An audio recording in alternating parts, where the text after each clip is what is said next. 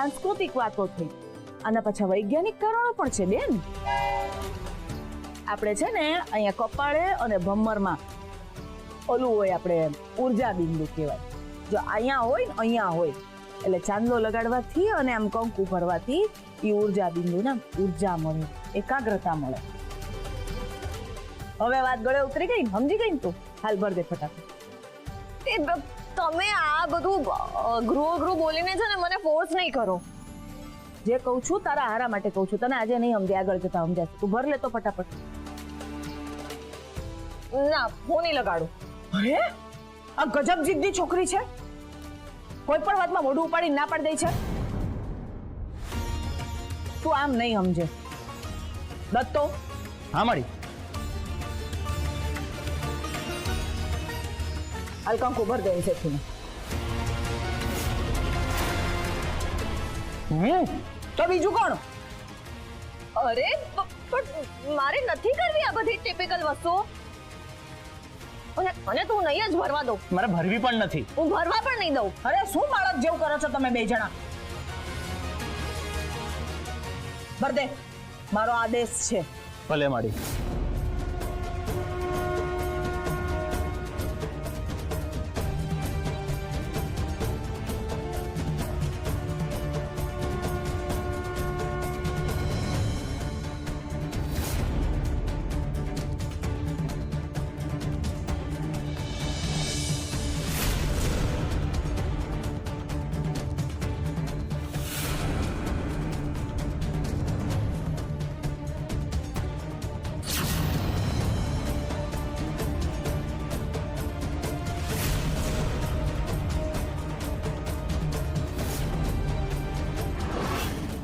જો ફોન કરું છું, સ્ટે અવે.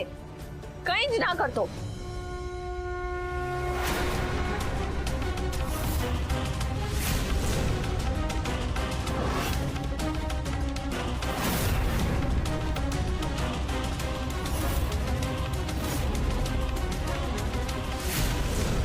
હું પણ જોઉં છું કે કઈ રીતે તું આ કંકુ ભરે છે.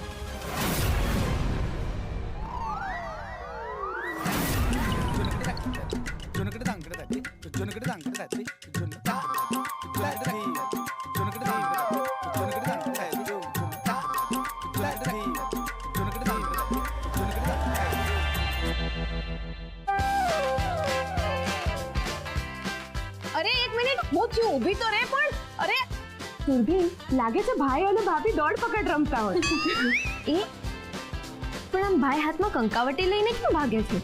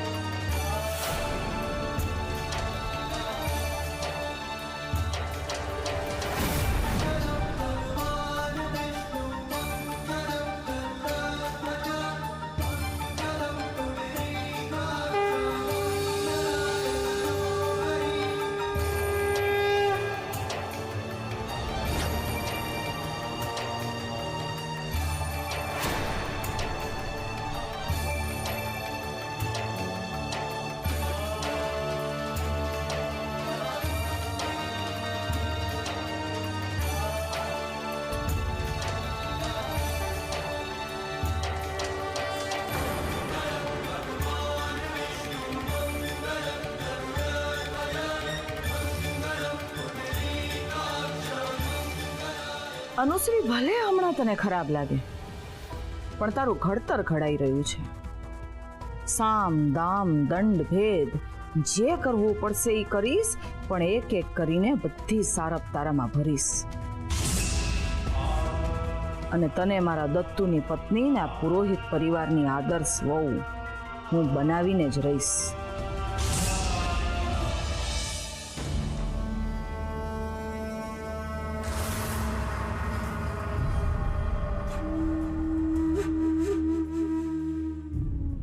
બીનાબેન આ શું લાવે? મિલ્કશેક,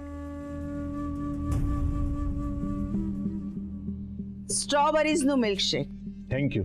માથેરાનથી સ્પેશિયલ ફ્રેશ સ્ટ્રોબેરીઝ આવી છે, દર વખતની જેમ અનુશ્રી માટે. અનુશ્રીને બહુ ભાવે છે ને? જો કે આ બધું એના માટે જ આવે છે, પણ અત્યારે એ નથી.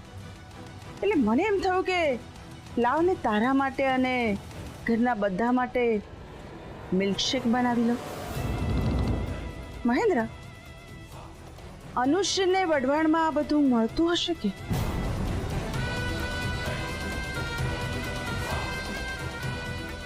Binaben, I miss my princess. I miss her a lot. Mahendra, જો અનુરાધા અહીંયા હોત ને તો ચોક્કસ અનુશ્રીના સાસરે એને મળવા ગઈ હોત. પણ મેં તો એના સાસુ સસરાને ફોન પણ નથી કર્યો. હું વ્યવહારમાં બહુ કાચી છું. આપણા એ આપણા અને પારકા એ પારકા. મહેન્દ્ર, તને શું લાગે છે?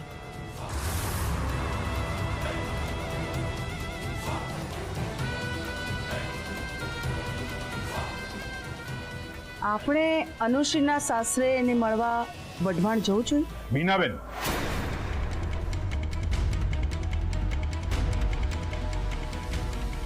આજે બોલ્યા એ બોલ્યા, આજ પછી આ વાત ના બોલતા બીનાબેન. મેં એક વાત બરાબર સમજી લો, નથી એ લોકો અનુશ્રીના સાસુ સસરા કે નથી વઢવાણ એનું સાસરું. તમે એમ સમજો ને બીનાબેન કે અનુશ્રી પિકનિક માટે ક્યાંક બહાર ગઈ છે, બહુ જલ્દી પાછી આવી જશે. આ શું?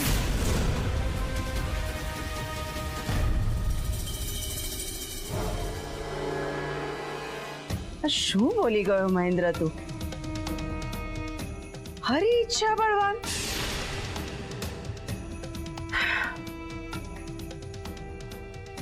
અનુરાધા, તું કાંઈ પણ કરી લે, પણ મારા અટેકથી બચવું અશક્ય છે, ઇમ્પોસિબલ. હું મહેન્દ્રને વઢવાણ તો નહીં જવા દઉં.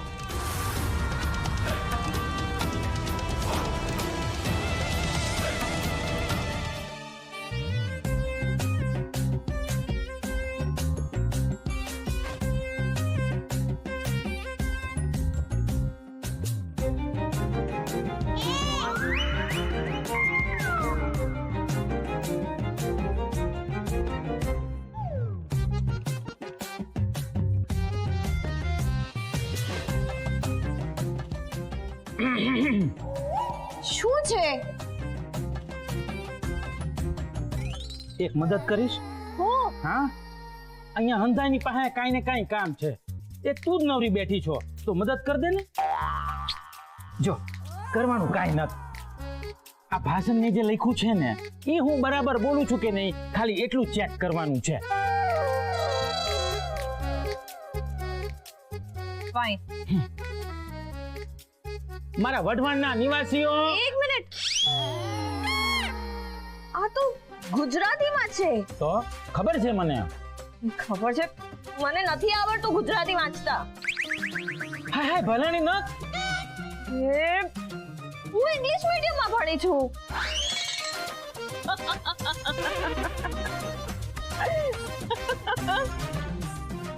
ભાઈ તું અંગ્રેજી મેડમ અને દેશી બાબો.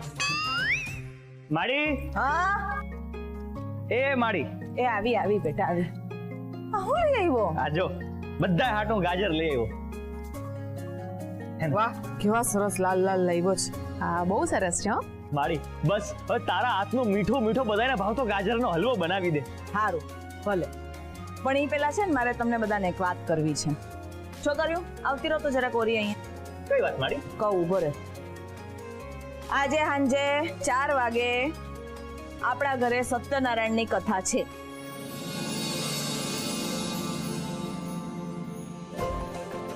લે, ઈ તો સારું કર્યું ભાભી. હા, પણ ભાભી આમ એકાએક નક્કી કર્યું કથાનું? હા મમ્મી, કાલ સુધી તો આવી કોઈ વાત નહોતી. ઈ થયું એમ કે હમણાં શાસ્ત્રીજી સાથે વાત ચાલતી હતી મારી, તો એમણે કહ્યું કે ઘરમાં નવી વહુ આવી છે, દત્તુના લગ્ન થઈ ગયા છે, તો ઘરમાં કથા પૂજા તો કરવી જ જોઈએ. અને પછી વાત આગળ ચાલતી હતી ત્યાં ખબર પડી કે આજે સાંજે 4 વાગ્યાનું ચોઘડિયું સૌથી સારું છે કથા કરવા માટે, એટલે પછી ગોઠવી લીધી.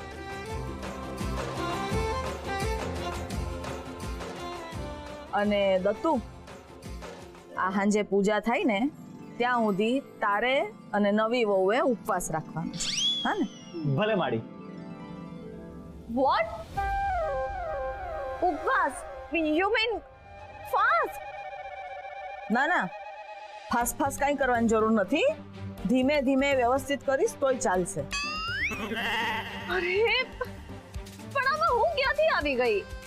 ગજબ કરો છો, પુરોહિત પરિવારની બધી જ વાતમાં હવે તો તું આવીશ જ, નવી વહુ. હાલો હાલો, બધા પૂજાની તૈયારીએ લાગો.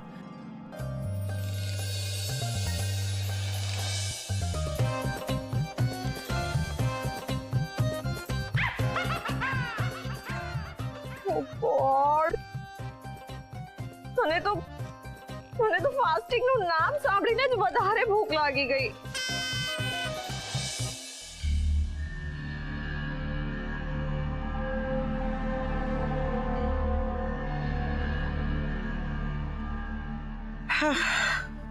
Anuradha residency, yes. હલો હિતેશભાઈ, બીના બોલું છું, રાજ્યગુરુ પરિવારમાંથી. જય શ્રી કૃષ્ણ. તમારા મમ્મીની તબિયત કેમ છે? વાહ, સરસ સરસ, બસ સારી છે ને? હા તો શું છે, અનુરાધા ક્યારની ત્યાં છે ને, એટલે મને એમ થયું કે લાવો એની સાથે વાત કરી લો. શું બહાર ગઈ છે? ઓકે ઓકે, નો પ્રોબ્લેમ. હા પણ એક મિનિટ, એ આવે તો ફોન કરાવવાનું નહીં ભૂલતા, હા કે? Okay, thank you. જય શ્રી કૃષ્ણ. ગ્રેટ. એટલે અનુરાધા જલ્દી પાછી આવી રહી છે એ વાત કન્ફર્મ, અને અનુરાધા પાછી જલ્દી આવશે એટલે વઢવાણ જશે એ વાત પણ કન્ફર્મ, અને વઢવાણ જશે એટલે વોર થશે એ વાત પણ કન્ફર્મ.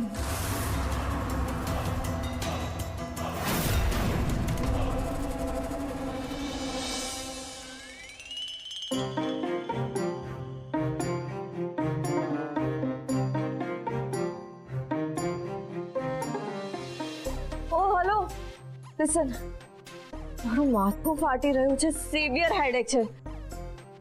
કરિશ્મા ભાભી ક્યાં છે? તારા કરિશ્મા ભાભી વગર છે ને આ ઘરમાં રહેતા શીખવું પડશે હવે તારે. કેમ? સુરત ગયા? ના ના, હજી નથી ગયા, પણ હવે બહુ જ વહેલી તકે પાછા સુરત જવાનું થશે એમ, કારણ કે આ ઘર તારું છે, એ તો મહેમાન છે. અત્યારે મને એમની જરૂર છે.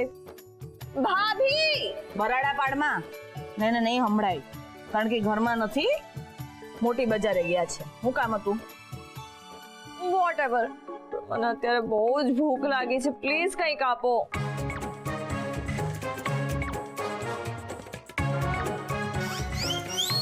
અરે ગોડ ઓન્લી નોઝ મારું અહીંયા શું થશે.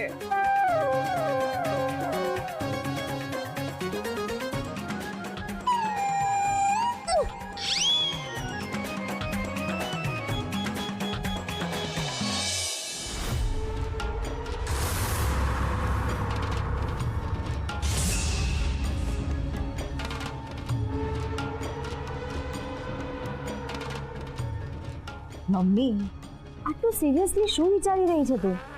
એ જ કે આગળ હવે શું કરવું કે શું નહીં.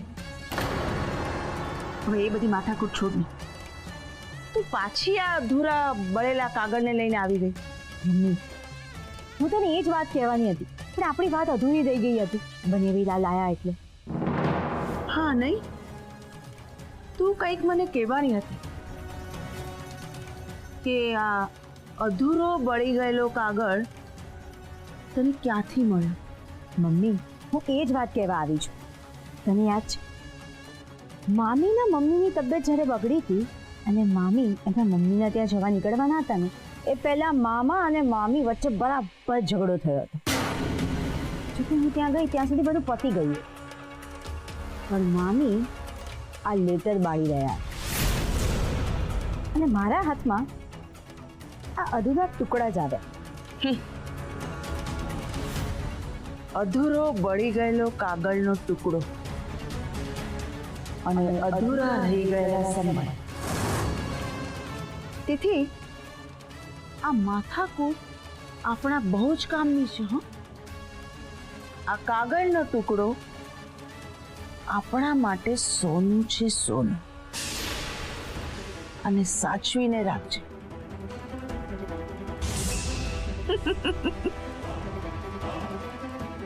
બાકી હરી ઈચ્છા બળવાન.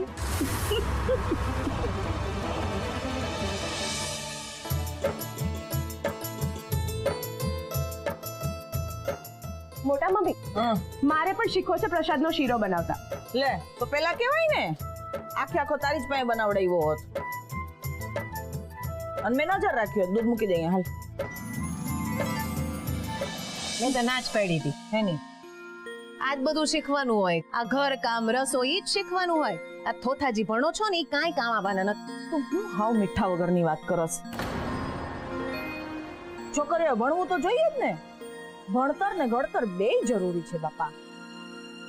ભાભી, હા, આ હંધી તૈયારીઓ સરસ મજાની થઈ ગઈ છે. મારા ધારે વાત થઈ ગઈ છે, એ આવતા જ હશે. લે, તમે લોકો જે તૈયાર નથી થયા પૂજા હતું, તમે થઈ જાઓ પેલા તૈયાર. અમાર શું આ જો પ્રસાદીનો શીરો જ બને છે, ઈ બની ગયો એટલે અમે બધા ફટાફટ તૈયાર થઈ જાવ. તમને કલાક થાય. જાઓ જાઓ. લે હજી તો કપડાં ગોતવા પડશે. ક્યાં હંતાઈ જતા હશે આના કપડા? હું તો ઠેકાણે જ મૂકું છું. એમને ગોતતા આવડતા નથી પછી એમ રાડું દે છે. એ જાસ્મીન, તું છે ને ભૂલમાં ડ્રાય ફ્રૂટ વાળો શીરો ખાઈ નહીં લેતી આ પ્રસાદીમાં. વળી પાછો ડ્રાય ફ્રૂટ વાળો ખાઈ જઈશ, બેભાન થઈ જઈશ ને તારી માં મારા માથે માછલા. ભલે મોટા મમ્મી. અને આંબર, જલ્દી હવે તું સુરભી જઈને તૈયાર થઈ જાવ તો. અને જતા જતા જોજે ઓલી નવી બહુ તૈયાર થઈ કે નહીં. ક્યાં મોટા મમ્મી, કલાકથી દરવાજો બંધ રાખીને બેઠા છે. ખબર નહીં તૈયાર પણ થયા છે કે પછી તૂતું વાળી હુઈ ગયા. તો જા ને ટકોરા માર. અને નો તૈયાર થઈએ ને તો તૈયાર કરો એને. બે જણા ભેગા થઈને આવતા જ હશે ગોર. હા હા, ચાલ. અને સાંભળ, એને છે ને હરખાઈની પુરોહિત પરિવારની વહુ જેવી તૈયાર કરજો. એમ કેજે ઓલી મેં આપેલી સાડી પહેરે. ભલે મોટા મમ્મી. તો કદમ પકડીને પહેરાવી દઈ સરખી સાડી એમ. થઈ ગયા? ઝટ કર, ઝટ હાથ ચલાવ. હવે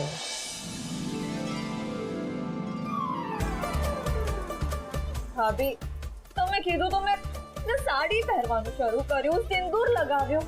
હવે તમે આ સાડી પહેરવા માટે કેમ ફોર્સ કરો છો મને? અનુશ્રી, આના માટે માની જા ને પ્લીઝ. હું અહીંયા આવી છું ને ત્યારથી તમે આ 50 વાર કીધું છે મને. તો હવે એમ ધારી લે કે હવે આ 51મી વાર કે છે ને 51 નો આંકડો બહુ શુભ હોય છે. માની જા ને. આ સંભળાયું? હે ભાભી, મને સાચે જ આ સાડી પહેરવી છે. કારણ કે આ જુઓ ને કેટલી ઓલ્ડ ફેશનની છે ને હેવી પણ છે. અનુશ્રી, શું એકનું એક બોલ બોલ કરે છે તું? અરે તું આ સાડી પહેરે કે આ સાડી પહેરે, શું ફરક પડે છે? એક્ઝેક્ટલી, એ જ તો કહું છું, શું ફરક પડે છે? ભાભી, આ સાડી પુરોહિત પરિવારનું ટ્રેડિશન છે. બાએ મોટા મમ્મીને આપી અને મોટા મમ્મીએ તમને. પેઢીઓથી વહુઓને આપવામાં આવે છે. અને તમને ખબર છે, મોટા મમ્મી આ સાડી ક્યારેય નથી પહેરી અને પહેલી વાર તમને પહેરવા માટે આપી છે. પ્લીઝ એમનું માન રાખવા માટે પહેરી લો. પતિનું માન તો ના રાખ્યું, પણ હવે સાસુનું માન રાખવા માટે તો પહેરી લે. હે? હજી કઈ કીધું નથી મેં. તે ધીમે બોલ ને, મને બધું સંભળાય છે.